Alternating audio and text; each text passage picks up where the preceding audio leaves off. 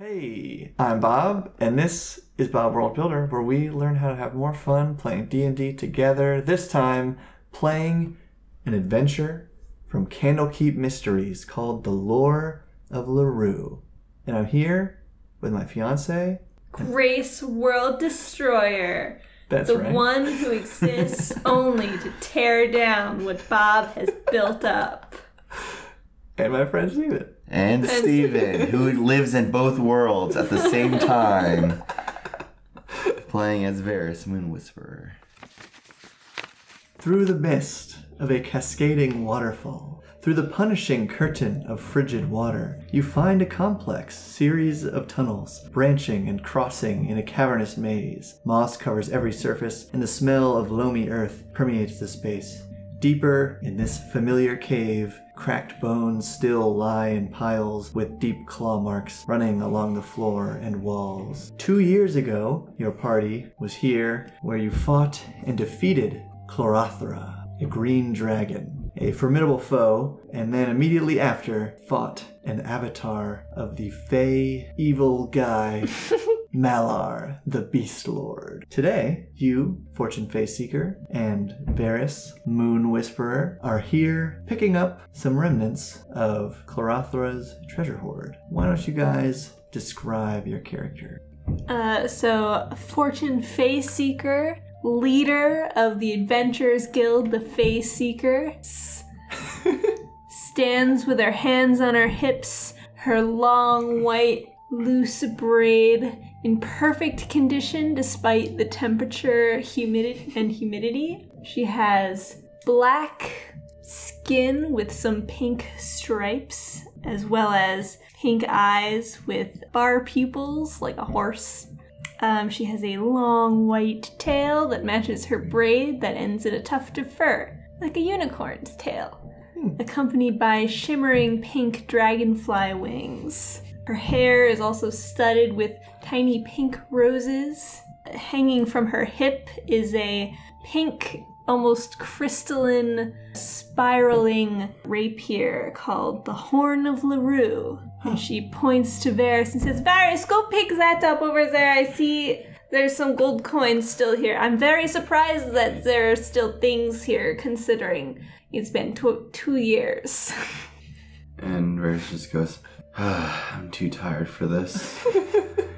So Varis has kind of like almost like a bandaged robe outfit, trying to cover up most of his very dry, paper cracked skin. His once green, bright eyes have become very pale and very sunken. Kind of curly-ish brown hair has become almost like matted and very just dry. Still donning my bow of the bear, fancy quiver, and still missing, I think, Pinky. I think it was your Pinky. Yeah, from my early adventuring days.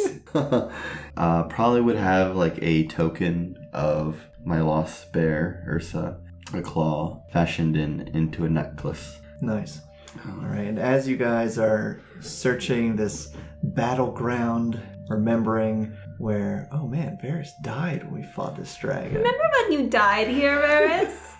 Yeah, don't remind me. Make some perception checks, please. 9. 18. Varis, your elven eyes see under a pile of bone and rubble that you had dismissed several times before, you see a little golden glint. Ooh. I go over and I was like, I gotta figure out what is like buried, kind of like. No, you're able to easily uncover it. Yeah. And when you do, Is you it gold? find, well, there's gold on it. It is a book. It's like a heavy tome of a book, thick leather purple cover, inscribed on the front, a golden relief portrait of a unicorn. Huh. The pages are edged in like that gold foil, and it looks kind of familiar, this image. This looks like the that Faye, what's her name again, that Fortune worships? Larry? Yeah. Laura? So I turn over and like kind of like hold the book up to Fortune. I'm like, Give me that. Does this mean anything to you? You want this? And I hold it like She jumps up and down. above, and I just drop it. I'm like, There you into her hands. I open it. As soon as you open it, the pages at first look blank, but then before your very eyes, ink start to write itself. And in your head, you hear, you know Sylvan, right? Mm-hmm. Yeah, so you hear just a beautiful, calming voice, and these words echo the words on the page. Our story starts during the time leading up to the winter solstice, on the final night of winter, in the year 374 DR. A nearly full moon rises behind wispy clouds as a star-speckled sky darkens against a fading horizon. It seems silent and still here in the heart of the forest, but to anyone who knows the forest well, that silence can be misleading. When you are ready to proceed, turn the page. Dude, this is some cursed stuff. Should I proceed? Are you really afraid of incurring further curses upon yourself? Because I really don't I think mean, you get I've already died once. I don't want to die again. Yeah, and you get pretty good vibes from it, actually, Fortune. Yeah, this is your... Yeah. It's Lurue. How bad could it be? Yeah. And turn the page. I still owe her. She did give me that sweet bow. As you turn the page, the book begins glowing with that same golden light from around its page edges and on the cover, and soon begins to form what you can clearly tell, being experienced adventurers, is some sort of portal, growing and expanding from the pages of the open book, and through it you can see this forest on a winter night described just moments ago. Before you know it, you're both pulled into this portal. Whoa!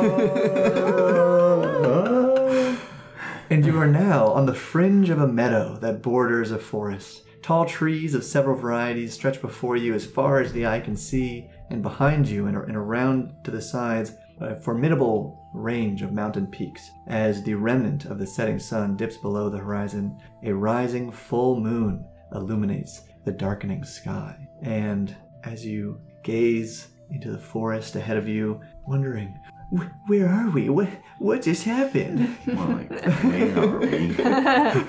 How are we?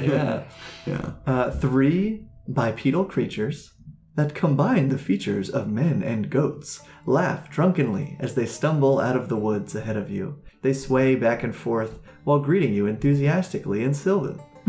What's up? Yo, who are you? My name is Fortune Feyseeker, Sword of the Forest, and this is Varis.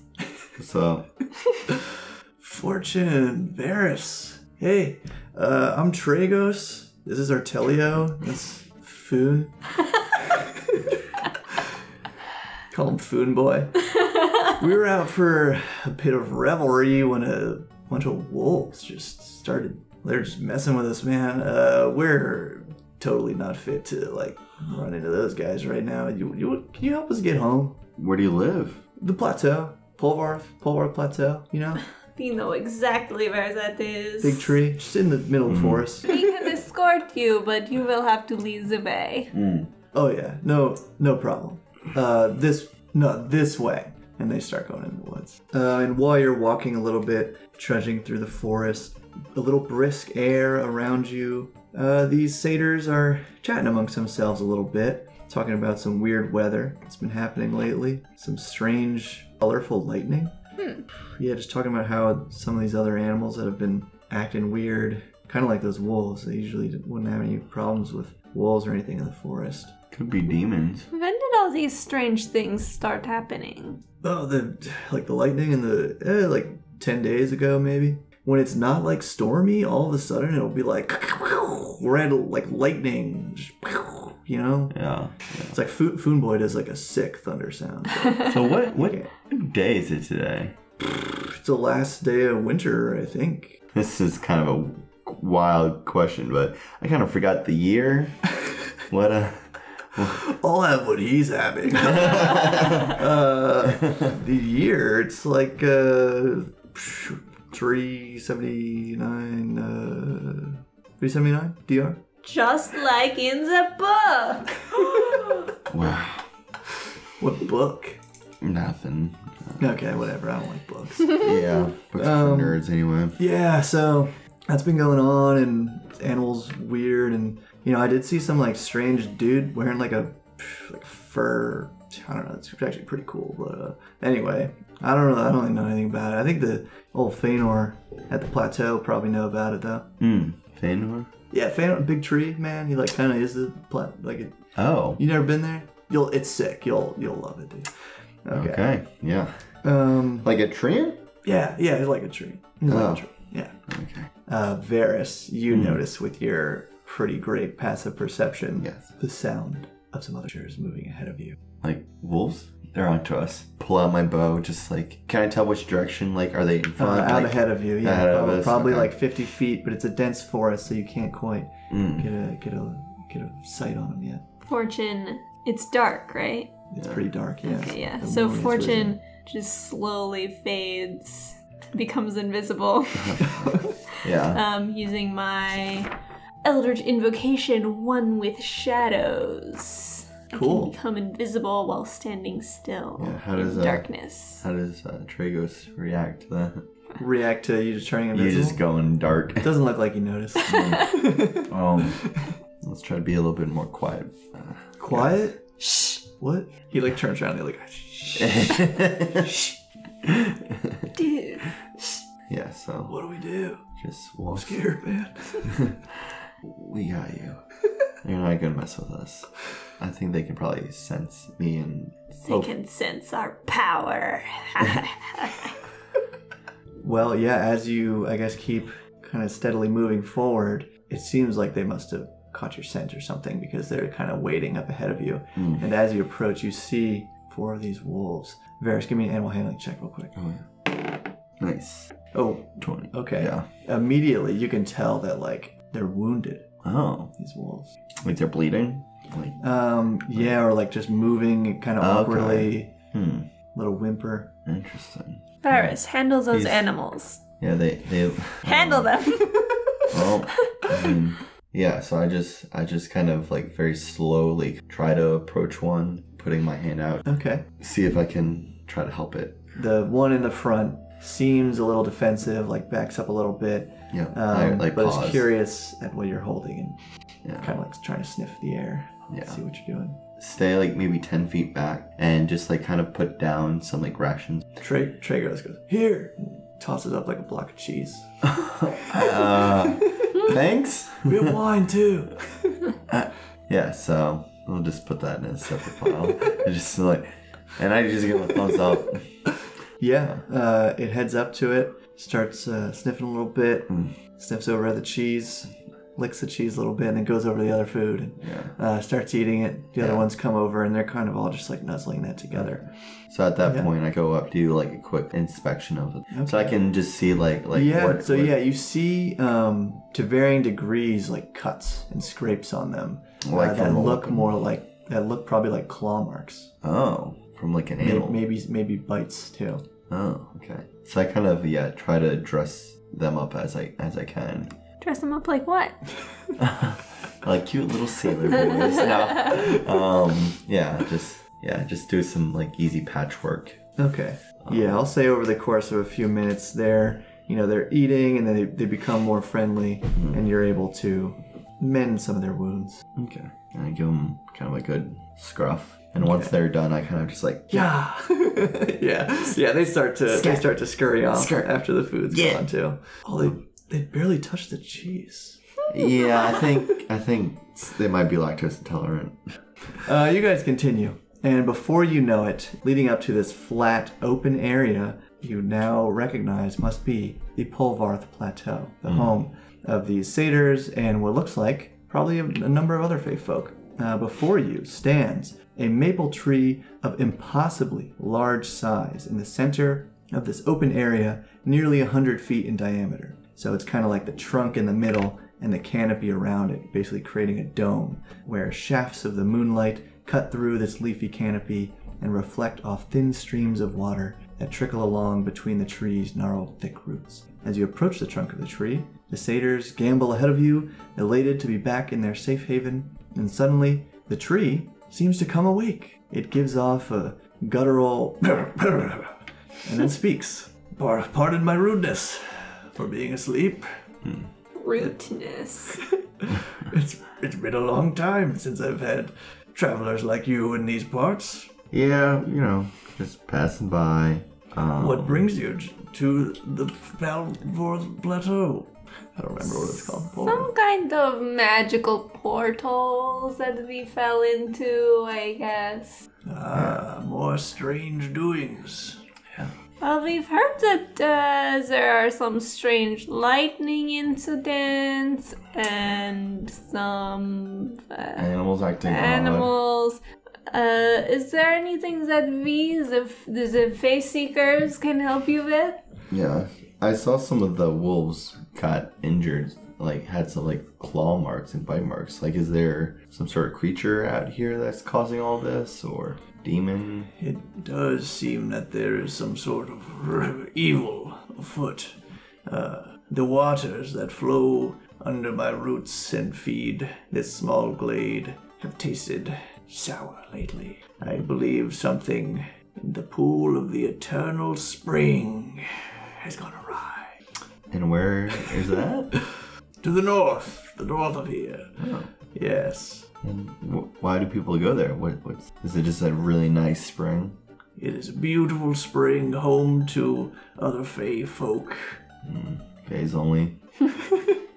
All are welcome, all visitors, but I believe some of this other strange visitors seen around the forest, men in odd coats, probably harvested of the beast of our wood, are doing some sort of bad things at the pool. Well, that ain't good. I do not stand for bad things being done at pools. And you, and he actually looks at you for a second, your horn. Oh yeah, Fortune has a horn. I didn't describe that being a thing. Yeah, I couldn't remember if you did. I also didn't mention that she's a tiefling, so Yeah. there we go. So she's a tiefling with a unicorn horn, basically, because she's a person of the Rue. Yeah. In any case, that looks familiar. Are you a servant of the Unicorn Queen? Yes, I am. I am a sword of the forest. Ah. I hold up my sword. And I'm like a family friend. That just business. She gave me this bow. Oh. Yes, Lurue appeared to me several years ago and has gifted me with wondrous powers. And I use prestidigitation. I don't know if that'll do anything, but make a thunder. Sure. Oh. In exchange for service. Yes. Well, your services are greatly needed. I think you will have great interest in protecting the pool. It is a sign, a place where unicorns will come to drink from time to time, but probably not as of late. Well, you had her at unicorn. We will do it for the unicorns. For the unicorns, then. I just want to sleep. Sleeping does nothing for you anyway, Varis. I know. You may rest here if you would like, but I believe you will want to visit a few friends of mine who live a little further north toward the pool. The Dewlight Fairies. They will have a better opinion of what has been happening lately. Okay, we will visit them, even though they are not as interesting to me as unicorns are. Oh, they are pretty cool though. All right, well, before you go, Yes. and then you see from one of his branches, a maple seed starts to grow very rapidly, for a seed growing, and looks like it's made of gold, and it's pretty big. It's about the size of maybe Fortune's forearm, it's maybe a foot long. The seed, and then it just kind of. Is he giving birth right now? Gently floats down right toward you, Varis. Oh. I extend my arms. Yes, you catch it, and it's almost weightless. Really? Yes. This contains the golden sap of my tree. It has healing abilities if you will need it, since there's not much time to rest. I immediately start sucking on it.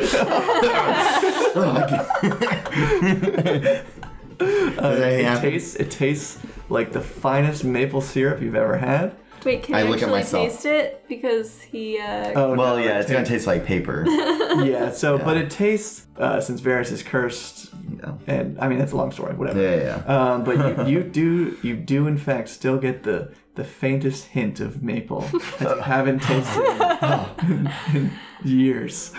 Sweet sugar. Yes, I think we should actually look into lifting this curse, maybe. I know we've been busy running our town and everything, but All right. It would be nice to get a decent night's sleep for once, but we have other matters to attend to. Okay. You head off for the Dewlight fairies? Or Yes. do you want to just go straight to the pool? yeah, let's do the fairy thing.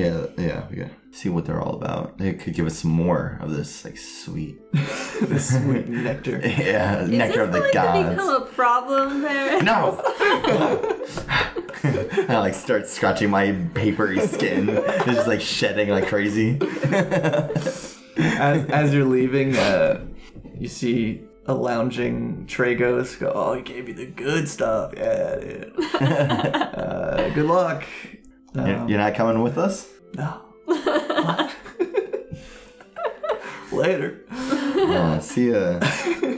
Trago Elfmoon saying, boy, we yeah, said Theme boy. goodbye. As you Oh, head you through the forest to the north, crunching through these frozen leaves on the ground, eventually you reach an area where moss-covered trees and overgrown brush suddenly thin out, giving way to another glen, this one much smaller, almost as if it is strange that you were able to find this place here in the forest. The area is peppered with colorful mushrooms growing virtually on top of one another. Some of the clusters more than 3 feet high. A warm glow emanates from tiny lanterns that hang from each mushroom. Jutting up from the caps of the mushrooms, you see what must be little chimneys made of petrified bark, letting out wisps of acorn-scented smoke. These mushrooms appear to be the homes, dozens of them, scattered around the clearing. This is so whimsical. It's like something written out of a book. Oh gee, I wonder why. As you're saying this to yourselves, a very elderly-looking sprite slowly flutters over to you guys. One of those like little cockroaches, what are they called? I mean, it looks very much humanoid, but with kind of like dragonfly wings. Not unlike Fortune's wings, but of course much smaller. This creature being maybe 6 inches tall. But he has a long beard that dangles down like far and away from him as he's flying. And after a moment of just kind of like blankly staring at you, "Greetings, big folk. I, Wieldoli, Oh, that's kind of biggest welcome of you to Dewlight and suggest you be on your way." Oh. Well, actually, we were sent by Feanor. He said you might be able to help us purify The spring of eternal. youth? You have come to Spring. purify the pool of eternal spring, then? Yes, Yes. that's fun. Yes, that is very important. Do you know what goes on there, travelers? We heard that unicorns sometimes gather there. And They Fae, used to until about 10 days ago. with the lightning and the Red lightning. Red striking the pool, striking trees around it. Signs of a battle, no doubt, beginning to unfold before you. Have you seen any people or Men in fur figures? coats. Yeah, figures and He Sheep flies fur right up in coats. Varys' face. Yes! oh, Men wearing furs. Or furs wearing men, it's hard to say. Carrying weapons. Some of them long claws and pointy teeth.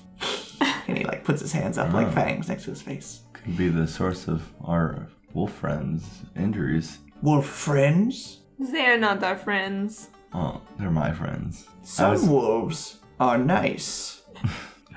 I guess. Sometimes. Sometimes wolves that you meet in the forest are nice. This one knows what she is talking about.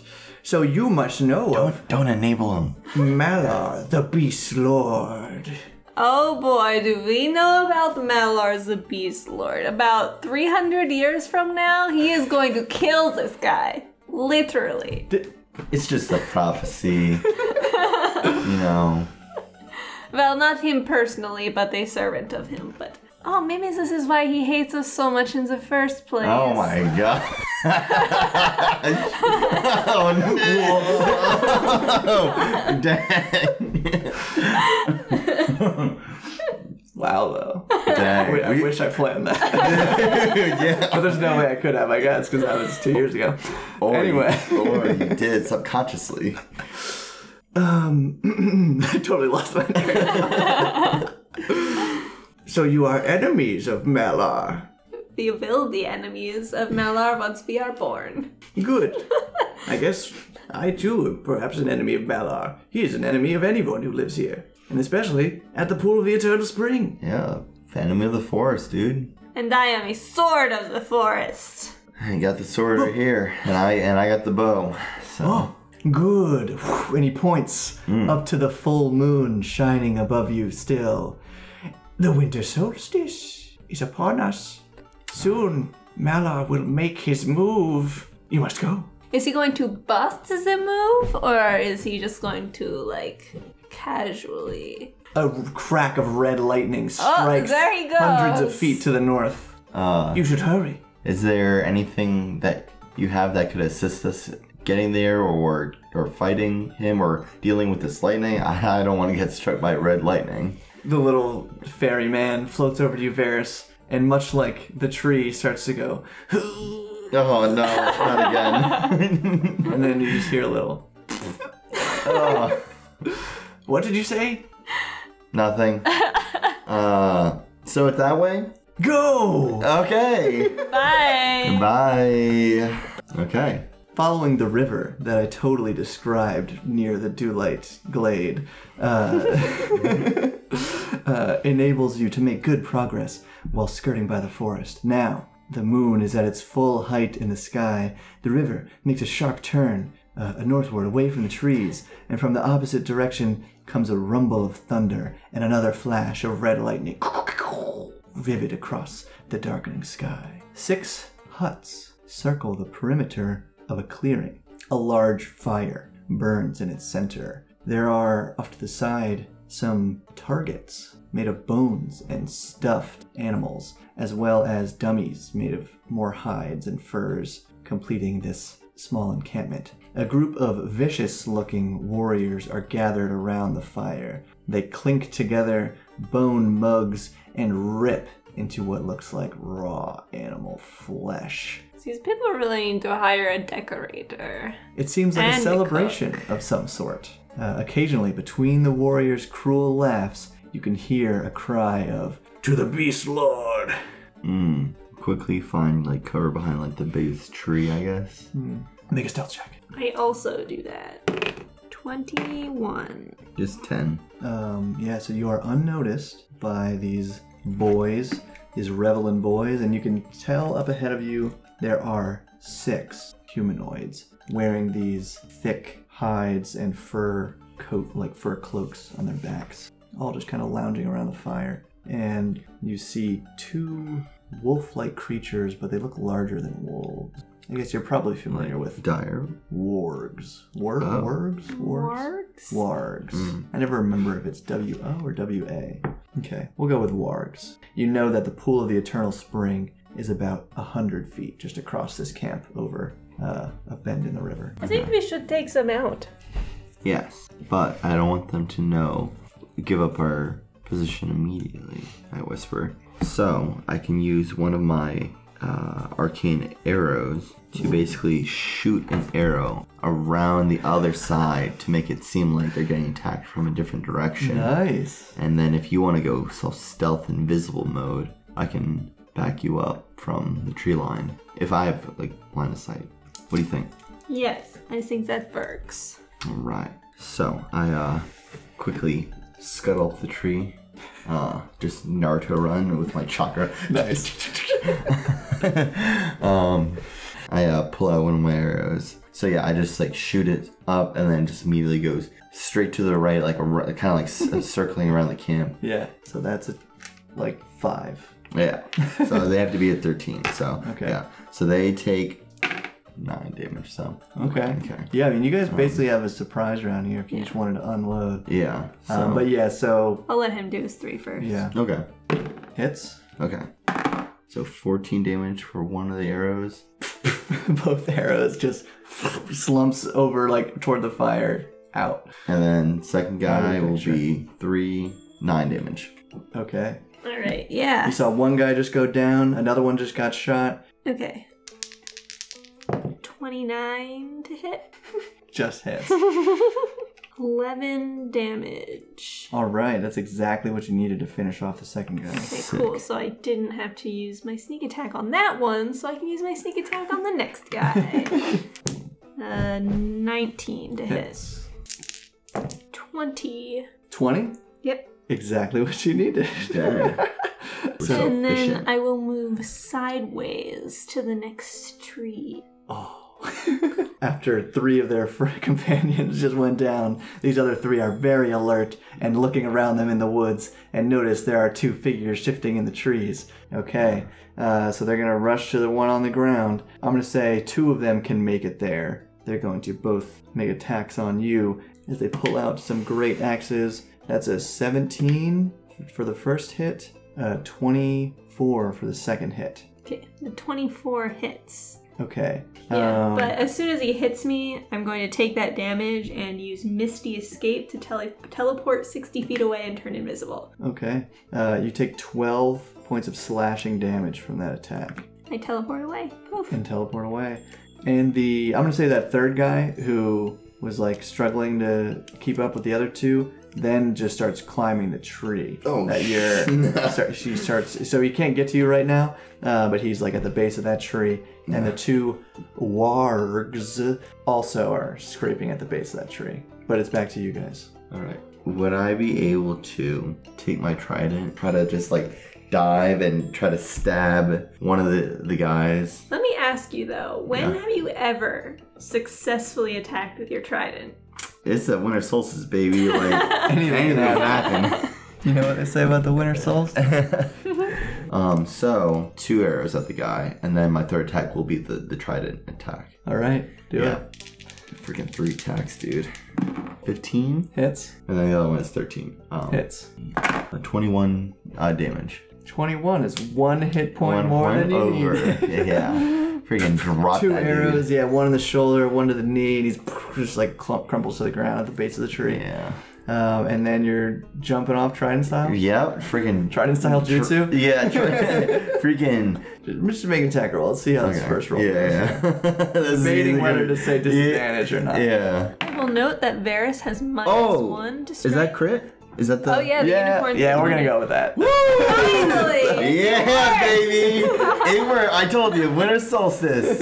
Anything happened. Freaking perfect form, perfect everything.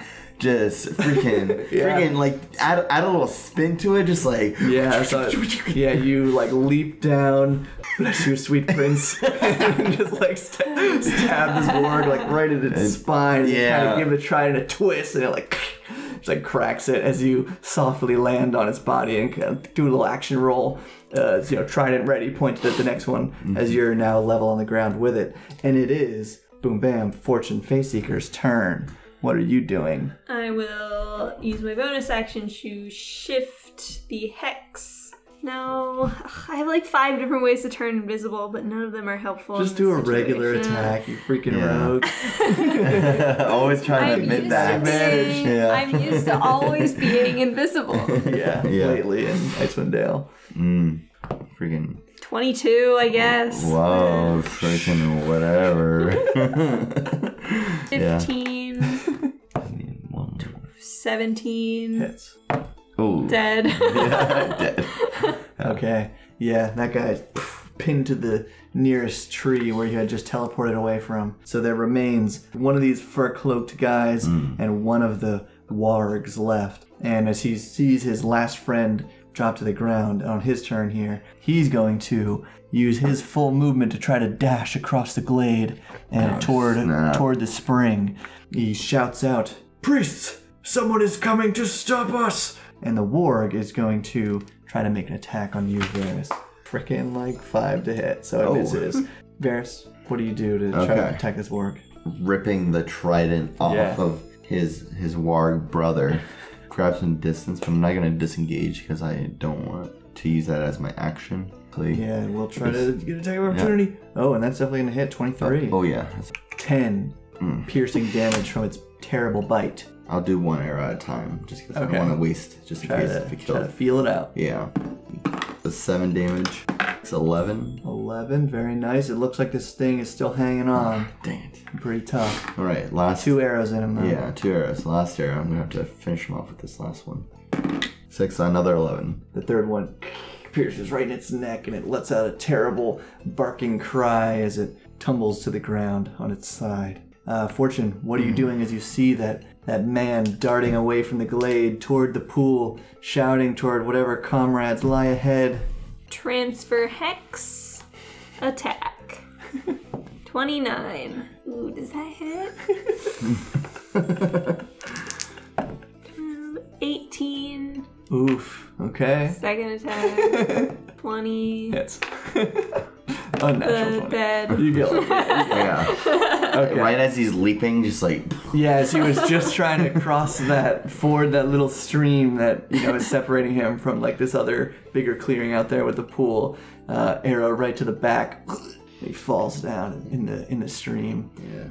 And you see as the waters rush over him, upstream, the water already looks bloody and darkened. You hear another crack of lightning and thunder, and now with your senses heightened, can hear an ominous chanting coming from the pool. Okay, let's go stop it, I guess. I want to do short rest, but we don't have time now. As you dart over to the pool of the eternal spring, you see what's left of it. Its once clear waters are now streaked with red and black impurities. Standing at the edge of the pool is a feral-looking human clad in animal skins. This individual leading 3 werewolves, chanting. Man. Of course. I have so had enough of werewolves. In a guttural, deep sylvan voices, water into blood, earth into bones. Gross. I hope blood is a metaphor for juice. And then, as another red streak of lightning cracks down from the sky, this time striking the pool, the waters burst up into the air, and down in the pool lands a black giant unicorn streaking pink smoke and flames from its mane and tail and eyes and sharp curved horn. Hey, that's so metal. This obviously corrupted avatar of Lurue begins thrashing about in the pool and approaches the nearest priest and immediately gores him with the horn on a warpath away from the pool. Oh, we don't have to worry about him at least. Yeah. Roll initiative. Or rather, it's your turn. What do you do, two guys? I cast greater invisibility on myself. Take that! Do you think your Lurue would be upset if I shot a bunch of arrows at him? No, I don't think so. Okay, cool. Both hit. Okay. 13 plus 11, 24. Wow. So another 9 damage on top of that. Okay. 3 arrows pierce the unicorn and it reels back, parts of this werewolf's body still torn, still attached to the horn, as the rest of it sloughs off on the ground and kind of like rolls over into the pool. Lurue splashes out of the pool, tries to stomp at one of these other guys right on the edge. Dang.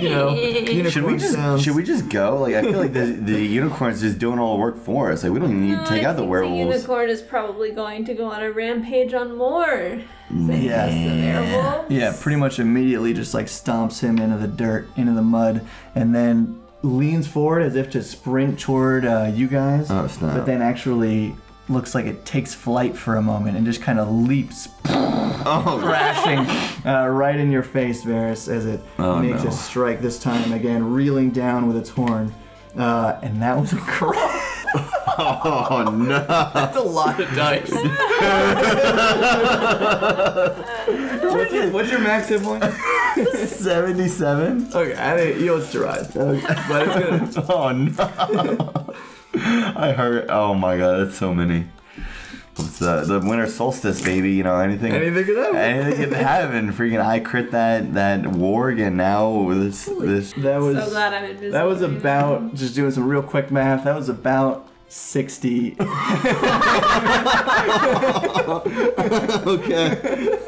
Okay.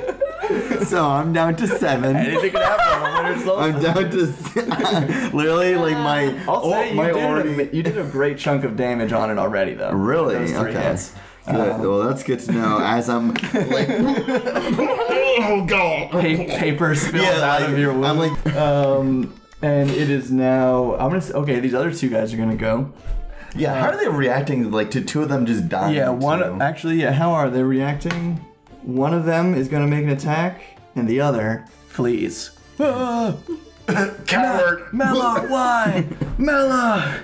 And the other one is going to just freaking sprint over here, beast-like in his gait, and then try to leap on the rear of this unicorn, claws drawn. Does some damage. Okay, now it's back to you 2 guys. What are you doing? I'm attacking. Advantage because I'm invisible. Oh, and you can also- totally get some flankage. And there. I'm flanking. Double advantage. Yeah. Anything can happen. It's the winter solstice. 23 Hits. times 22. Wow. Crit. Whoa. 13. Okay. I mean, this thing's already looking pretty weak. Okay, I also disengage. Yes. So I'm going to disengage, but I'm going to actions surge. Oh. So then that way I can still attack. Nice. Okay. There's a huge hole, cavity in my chest. Don't let Malar kill you a second time. I swear, I ain't dying again in the past. So if I die in the past, dude, what I was saying. If you die in the book, do you die in real life? Freaking paradox, dude. Okay. Anyways, yeah, so I go basically max distance, and I will use my bow and bear charges yes, here? my charges. Yeah.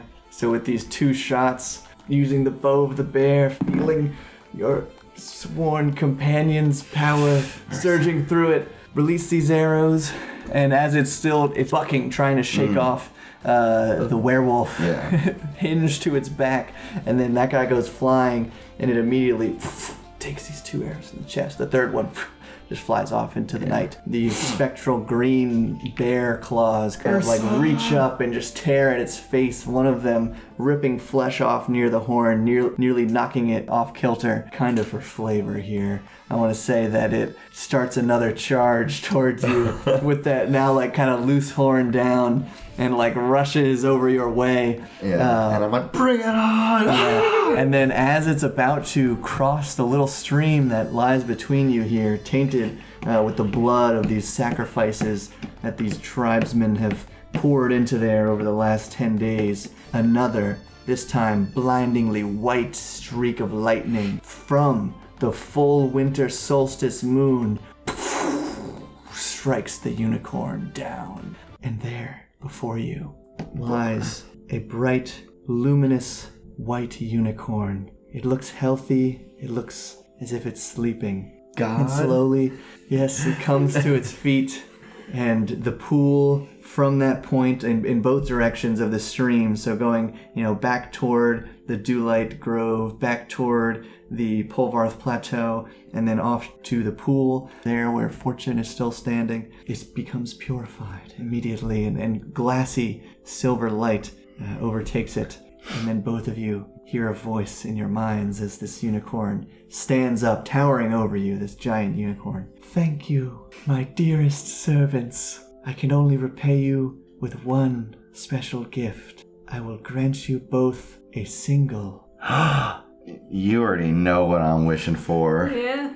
Wings! One wish for both of you, between the 2 of you. For both of us? Yeah. I wish with my dearest heart that my dear Ursa will return to me alive and healthy. Whoa. I thought you were going to end the curse. Now, if I have a wish to bring back Ursa, I'm doing it. I bring him back. Wow. Okay. Yeah. I got this bear tattoo on my wrist for nothing. Hey, it still looks cool on you. As you're saying that, from the arrows that have fallen and broken near... What about our actual, like, humanoid companion?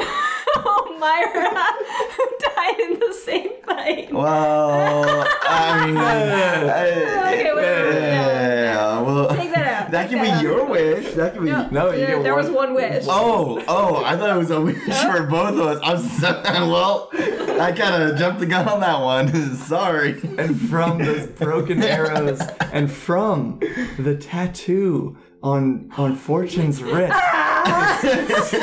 this green spectral bear, just like the claws that had taken out this dark, evil form of Lurue that you saw before you just moments ago, coalesce in this green ball of light, circling over the pool and then coming to land on its waters. And there, walking over the pool, is this full, like, aurora light of this bear figure. And as it walks across the water and over toward you, in a flash of green little glitters around, you see your bear friend, Ursa. Yes. She stands up on two legs. Bear hugs you immediately, Varis. Yes. Isn't this great, Fortune? We're back together.